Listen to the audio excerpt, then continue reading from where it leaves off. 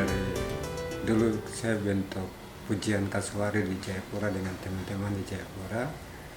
Terus tahun 2002 saya balik dari Jayapura ke Sorong. Terus kita bentuk satu yayasan yang namanya Triton Papua. Nah, Triton ini tujuannya untuk advokasi kasus-kasus lingkungan khususnya. Tapi kemudian berjalan, saya dengan teman Yusak Sundoy menemui banyak anak-anak yang putus sekolah di Sorong sini, anak-anak yang terlibat dengan kenakalan, mabuk, mencuri, dan lain sebagainya. Akhirnya kami juga berpikir untuk bentuk sanggar seni budaya untuk cebor dan anak-anak ini untuk dilatih di situ. Nah, dari situ kemudian tahun 2004 itu kemudian kita bentuk sanggar seni yang namanya Bengkel Budaya Papua. Nah, itu kemudian kita mulai didik anak-anak mulai awal itu sekitar 50-an anak-anak yang kita didik di sini.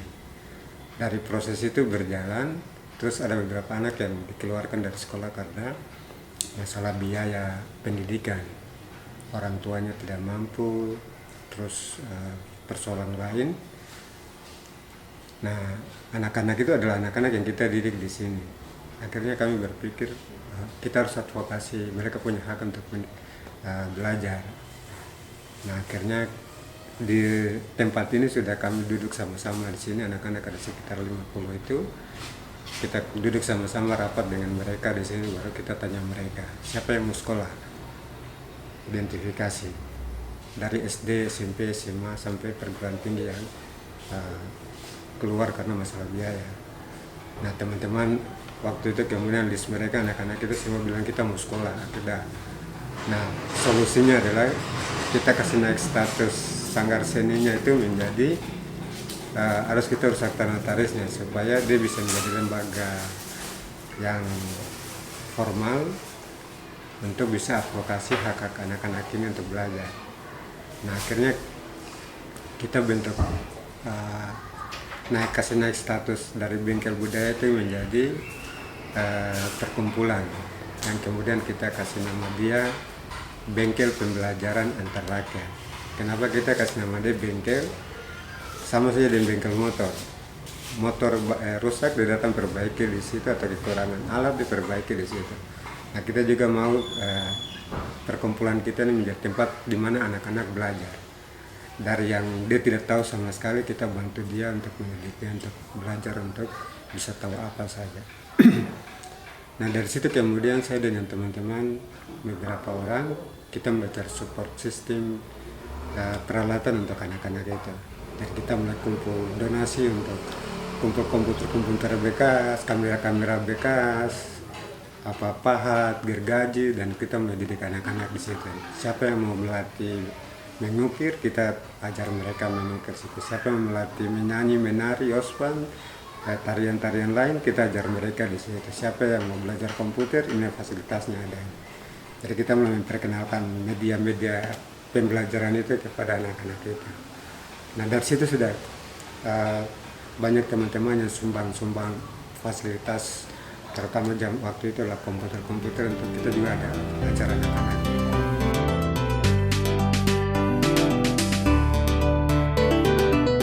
Kalau mau jujur itu sebenarnya bentuk dia itu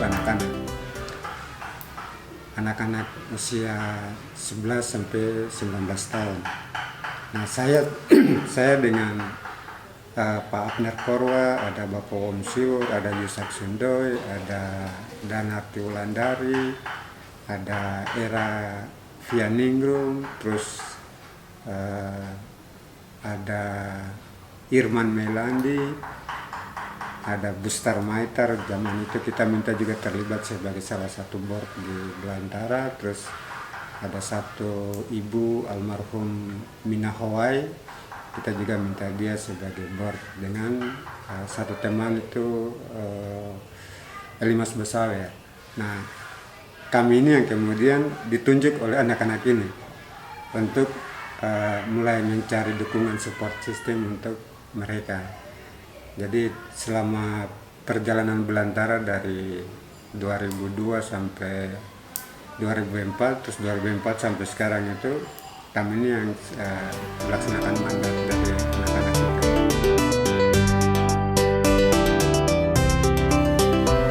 Aktivitas kita mulai sejak berdiri itu kita fokus di beberapa bidang utama. Satu adalah budaya.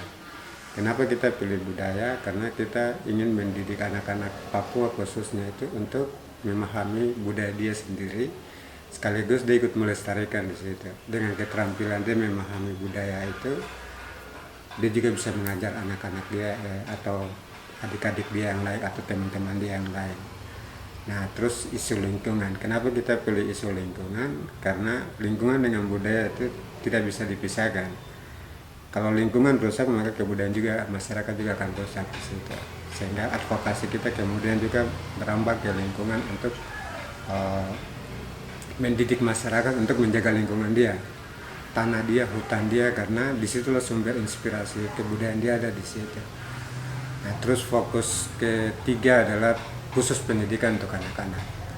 Nah, untuk anak-anak ini kemudian kita buka kelas PAUD di ada dulu di Raja Ampat, ada beberapa 5 kampung di Raja Ampat, terus di Kota Sorong sini sendiri, terus di Tambrau waktu itu juga di Kabupaten Sorong, terus juga sampai sekarang kita kemudian adik-adik yang dulu kita didik sini mereka menyebar dan mulai mendirikan masing-masing kelompok-kelompok belajar di kampung-kampung mereka sendiri. Terus isu perempuan. Nah, kenapa kita pilih isu perempuan juga? Karena bagi kita perempuan adalah dasar dari perkembangan budaya itu sendiri, karena perempuan dia juga akan mendidik anak dia, maka budaya itu akan ada di situ juga.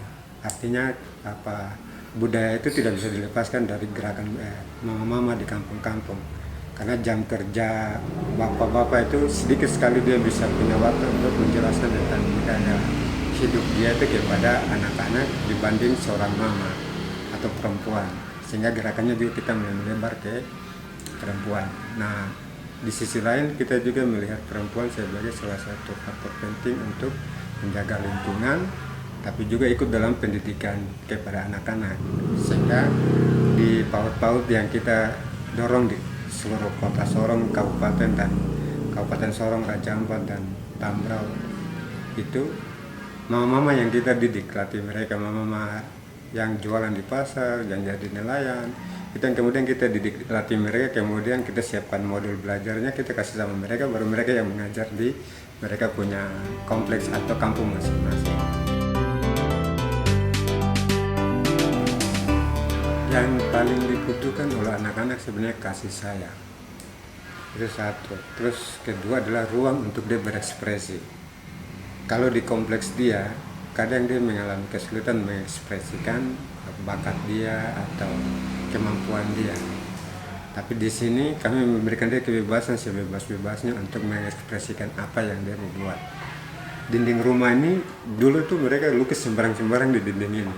Di belakang rumah kita ini, halaman belakang tuh mereka pahat apa saja. Jadi ruang kesempatan itu kita kasih kebebasan untuk mereka, baru kita lihat, oh anak ini dia mau mengarah kemana. Kalau dia tekun di bagian ini, maka kita mulai fokus untuk membantu dia.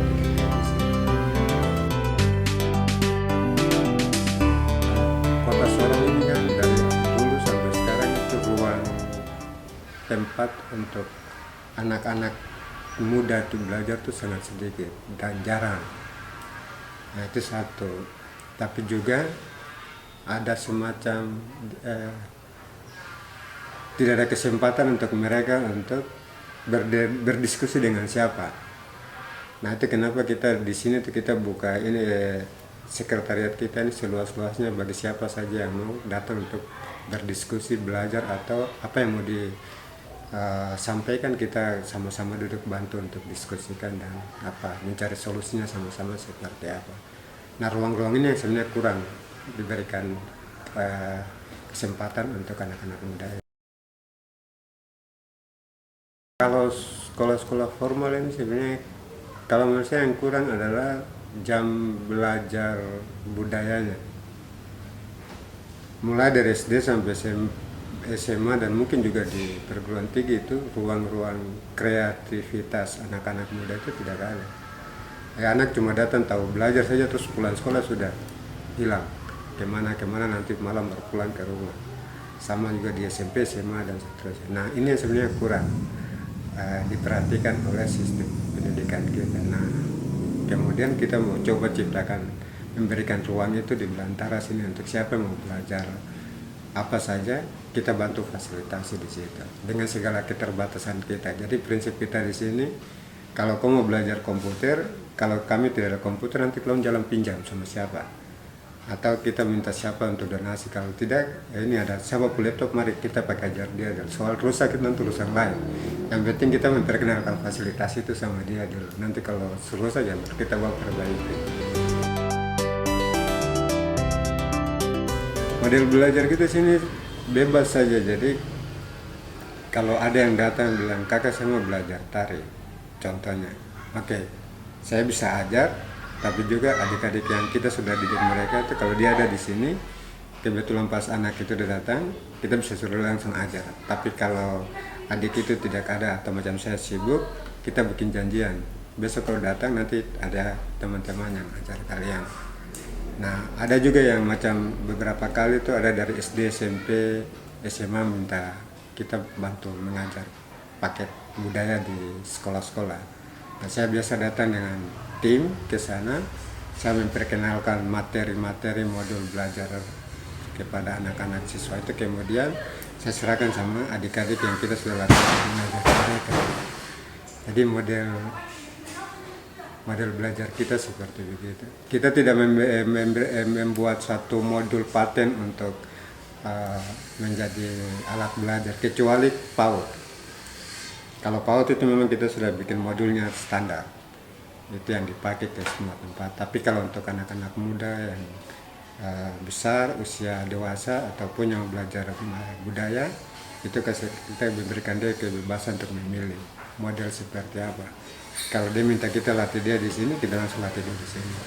Tapi kalau dia minta untuk ke sekolah untuk latih dia di sekolah, kita fasilitasi anak-anak pergi untuk melatih di sekolah. Atau di mereka punya kompleks, kita suruh anak-anak pergi melatih di kompleks. Atau katakanlah biasanya dulu tuh dari jam 4 mereka yang minta terus. Oke, anak-anak kita siap, tapi kalian tanggung mereka punya tiket pulang pergi. Makan minum, pengen apa di sana kalian tanggung mereka, saya support anak-anak ini ke situ mengajar di situ. Kemarin saya baru kirim 3 ke Fak-Fak, mereka pergi mengajar, melatih anak-anak di sana. Jadi model belajar kita seperti itu, baru kita mendidik. Dan model belajar kita juga kita tidak hanya asal latiko main Yospan itu gerak Jeff saja atau gale-gale saja atau Yosim saja atau Seka saja, tapi kita jelaskan kenapa sampai orang Seka. Terus Seka ini gerak dasar dari mana.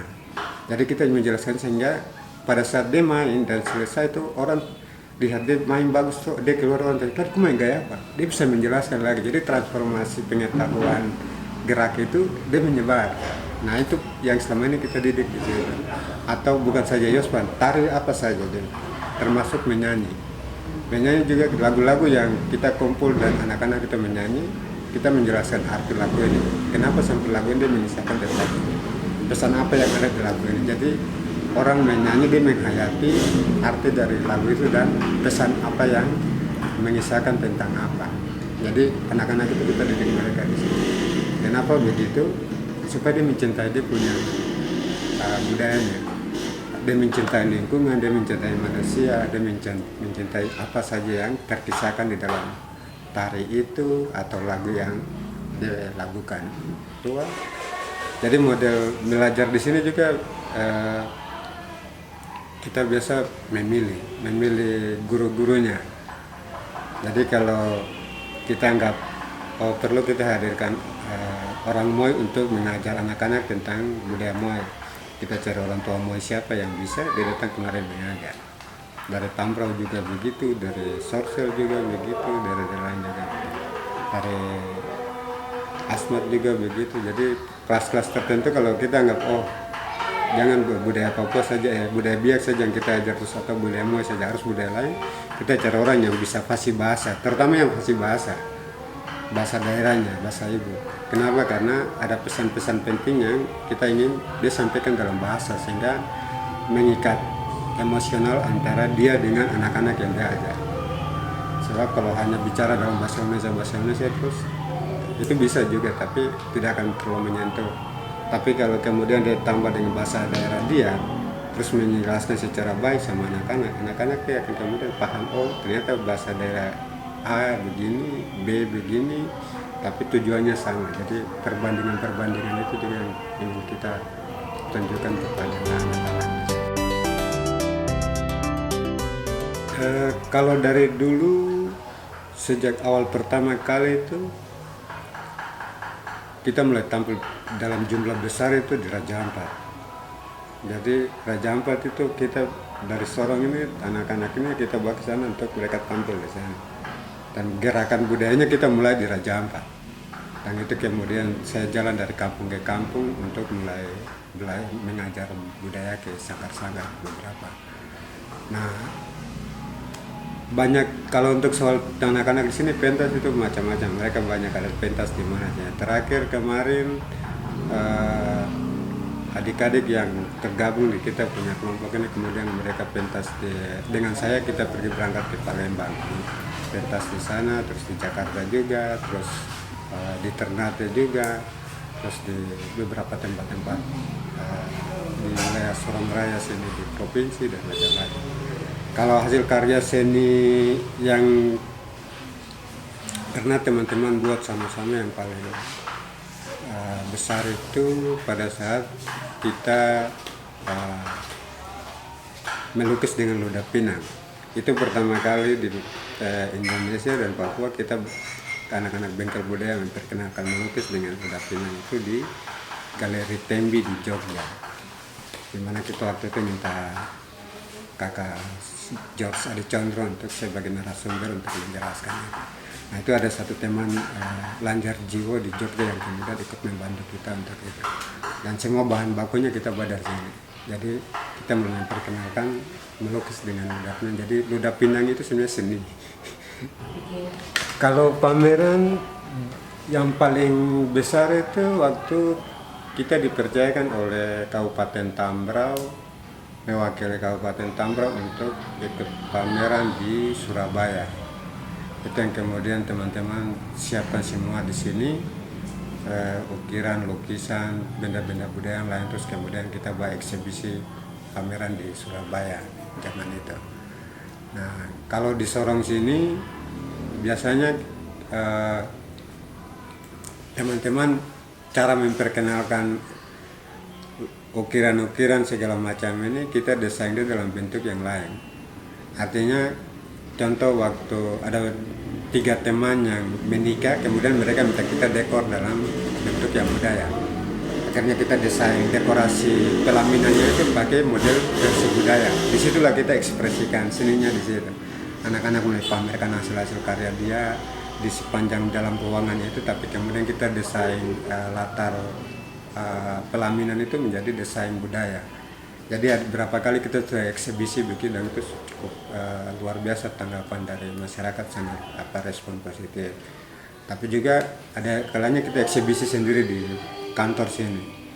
Kita bikin pameran-pameran kecil di sini. Nah, salah satunya model seperti ini. Jadi ini sebenarnya bukan hanya galeri saja untuk anak-anak taruh hasil karya dia, tidak, tapi ini sebenarnya tempat pameran juga untuk hasil karya dari anak-anak kita. Nah, kadang-kadang di bagian belakang juga kita bikin display, tapi juga di depan sini ada waktu-waktu tertentu kita membuat instalasi di depan, pameran mini di depan sini. Oh, pajang saja tinggal situ. Seni itu sebenarnya sudah ada di dalam tubuh diri kita sendiri. Cuma permasalahannya adalah kita tidak pernah mau memberikan kesempatan untuk mengekspresikan rasa seni kita itu. Kadang kita bilang, aduh saya tidak bisa bikin begini, saya tidak bisa. Padahal sebenarnya kita bisa kalau kita mau coba. Nah proses itu yang selama ini kita alami di sini. Anak-anak awalnya buta sama sekali. Tapi kemudian, oke, ini ada kertas, ini spidol, ini silakan kamu melukis situ. Ini ada kayu, ini ada pahat, ini ada martelo, ini silakan kau coba. Buat sesuai dengan apa yang kau mau. Kan seni kan tidak bisa bilang, yang saya bikin itu jauh lebih bagus dari yang orang lain bikin, tidak bisa gitu. Terus saya menilai seni itu dari situ. Karena pada saat saya memahat satu ukiran atau saya memahat satu patung, itu roh saya menyatu di situ. Dan ekspresi kejiwaan saya ada di situ, sehingga saya buat itu menurut saya. Soal kriteria orang bilang bagus dan tidak itu bukan ukuran dari suatu seni.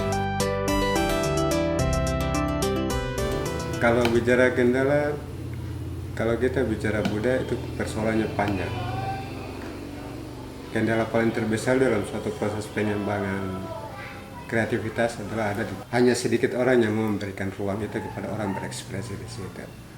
Nah, kalau di tingkat pemerintah kadang kita jarang lihat. Pemerintah kan momen saja, event-event tertentu baru dia mulai bikin festival besar-besaran, tapi selesai itu mati di situ. Tapi tidak memberikan ruang terus berekspresi untuk seni ini dia berkembang di situ. Nah, itu persoalan mendasar pertama ada di situ. Yang kedua adalah ada di jiwa anak-anak itu sendiri atau kita sendiri, atau di seniman-seniman itu sendiri. Kadang ada seniman yang fokus terus berproduksi di situ, tapi kemudian dia sulit untuk mengekspresikan apa yang diproduksi keluar ke orang lain, publikasi ke orang lain. Ada yang bisa kemudian mempublikasikan itu, tapi ada juga yang tidak. Nah, yang lain juga adalah kalau kita bicara pasar untuk benda-benda seni budaya itu sangat sedikit, kecil. Kenapa? Karena orang yang mencintai seni yang bisa kemudian membeli hasil karya orang lain. Tapi kalau orang hanya melihat dan mengagumi saja, itu belum bisa menjadi ukuran dari suatu pengembangan seni. Tapi kalau orang, katakanlah saya produksi satu hasil karya seni, kemudian orang boleh beli, saya merasa bangga karena jiwa saya ada di sini itu, hasil karya saya itu ada di situ, dan dia bawakan keliling dunia, atau dia bahkan taruh dia punya rumah di Amerika, dan saya merasa bahwa hasil karya ini saya juga hasil karya saya itu sudah dikenal di sana juga. Orang datang berkunjung ke dia, lihat hasil karya saya, dia akan tanya, siapa yang buat ini? Oh, saya beli ini di sini. Nah, ruang-ruang seperti itu yang kadang menjadi permasalahan juga kalau kita kembangkan seni. Bukan saja di soal pahat, memahat, melukis juga, tapi di seni hiburan, yosim pancar, tari, ini kan juga ruang-ruang untuk berekspresinya sangat sedikit, dan kadang-kadang itu cuma tunggu momen saja. Kapan ada momen lomba Yusman bersama terlibat rame-rame ke sana, selesai. Jadi muncul tenggelam. Nah, seharusnya pemerintah memberikan atau menciptakan ruang-ruang kreativitas untuk itu. Kalau tidak, ya katakanlah ada satu pusat pengembangan kesenian di daerah. Selama ini kan sebenarnya sudah ada Dewan Kesenian Papua, hampir ada seluruh tanah Papua di kabupaten. Tapi permasalahannya adalah orang-orang yang duduk di Dewan Kesenian tidak kreatif untuk membuka ruang-ruang ini. Hanya sebagian kecil saja yang kreatif, terus kemudian mulai terus. Nah, tapi kemudian permasalahan juga terbentur di masalah anggaran. Dulu mimpi kita adalah membuat sekolah budaya. Itu, tapi kemudian dulu kita sudah dapat satu lokasi yang cukup bagus, tapi tidak sempat lanjutkan itu. Tapi kemudian terbentur soal tempat untuk pengembangan budaya itu, karena teman-teman kita oke lah, kita jadikan sekretariat itu menjadi sekolah kita. Jadi orang siapa saja dia bisa datang belajar di sini.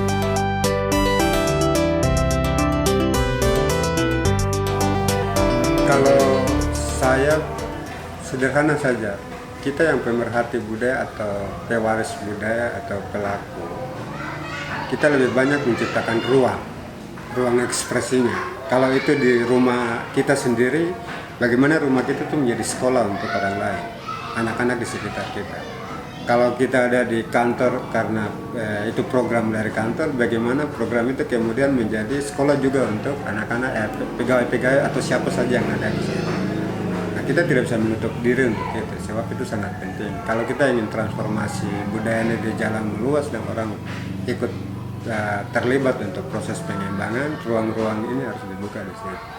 Jadi tidak kurung diri dalam keterpurukan dalam tanda petik keterpurukan diri kita sendiri untuk pengembangan seni. Jadi kebangkitan pengembangan budaya itu harus muncul dari kita semua. Terutama harus dipelopori oleh seniman-seniman itu sendiri dengan membuka ruang-ruang ekspresi. Yang paling sederhana adalah tadi, kalau kau berproduksi di rumah, jadikanlah rumahmu sebagai sekolah untuk anak-anak yang ada di sekitar sini. Kalau itu ada di kantor-kantor, itu sangat sensitif. Artinya di kantor-kantor kan tidak semua juga begitu. Dulu kenapa kita pilih kita Belantara modelnya adalah seperti begini, karena kita ingin rumah ini menjadi tempat belajar untuk semua.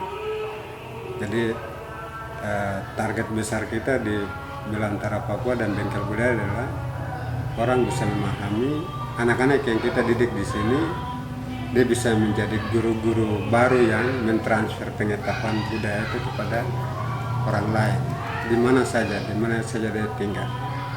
Jadi banyak anak-anak yang belajar di sini sekarang dia ada yang bikin grup musik sendiri seni di Raja Ampat, di Fakfak, di Sorong Selatan, di Kabupaten Sorong, di mana saja dia